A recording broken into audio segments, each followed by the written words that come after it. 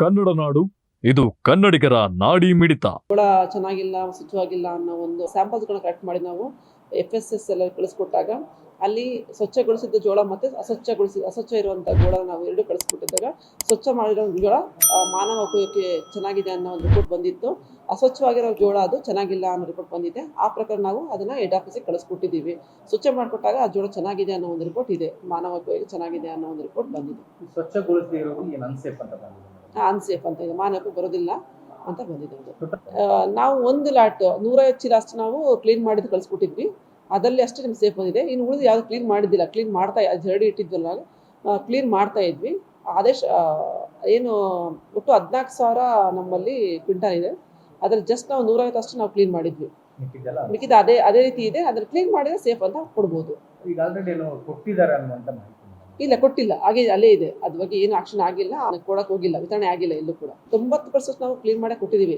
ಇನ್ನು ಜೋಳನ ನಾವು ಯಾವುದೇ ರೀತಿ ಇಟ್ಟರು ಕೂಡ ಸ್ವಲ್ಪ ಧೂಳು ಆಗೇ ಆಗುತ್ತೆ, ಖಂಡಿತ ಆಗೇ ಆಗುತ್ತೆ. ನಾವು ಮನೆಯಲ್ಲದು ಕೂಡ ಜೋಳ ಆಗುತ್ತೆ. ಅದು ಸ್ವಲ್ಪ ಅದು ನಮಗೆ ಕೆಟ್ಟೋಗಿದೆ. ಇನ್ನು ಉಳಿದಂತೆ ನಾವು ಕ್ಲೀನ್ ಮಾಡೇ ಕೊಟ್ಟಿದ್ದೀವಿ. ಎಲ್ಲಿ ಕೊಟ್ಟಿದ್ರಿ ಮೇಡಮ್ ರಿಪೋರ್ಟ್? ಗುಲ್ಬರ್ಗ ಕಳಿಸ್ಕೊಟ್ಟಿದ್ದೀವಿ ನಾವು.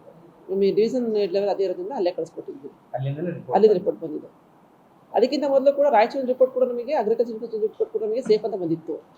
ಏನು FSS ಸ್ಟ್ಯಾಂಡರ್ಡ್ ಇದೆ, ಆ ಸ್ಟ್ಯಾಂಡರ್ಡ್ ಲಿಮಿಟ್ ಇರೋದ್ರಿಂದ ಕೊಟ್ಟಿದ್ವಿ. ಹಾಗಾಗಿ ಕೊಟ್ಟಿದ್ದು ನಾವು, ಇಲ್ಲ ಕೊಡ್ತಾ ಇದ್ದಿಲ್ಲ ನಾವು. ಆ ರಿಪೋರ್ಟ್ನ ಕೊಟ್ಟಿದ್ದೀವಿ ನಾವು ಅಷ್ಟೇ.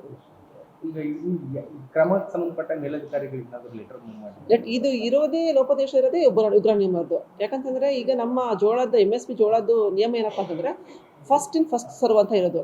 ಏನು ಯಾವಾಗ ಮೊದಲು ಬರುತ್ತೆ, ಯಾವ ಜೋಳ ಮೊದಲು ಬರುತ್ತೆ ಅದನ್ನ ನಾವು ಫಸ್ಟ್ ಕೊಡೋಕ್ಕಾಗಿದೆ. ಇವ್ರು ಏನು ಮಾಡಿದ್ದಾರೆ, ನಮ್ಮ ವ್ಯವಸ್ಥಾಪಕರು ಅವರು ಬಂದಿರೋ ಸ್ಟಾಕ್ನ ಅದೇ ಇಟ್ಕೊಂಡು ಕೊನೆಗೆ ಬಂದ ಸ್ಟಾಕ್, ಜೂನಿಗೆ ಬಂದ ಸ್ಟಾಕ್ನ ಫಸ್ಟ್ ಕೊಟ್ಬಿಟ್ಟಿದ್ದಾರೆ.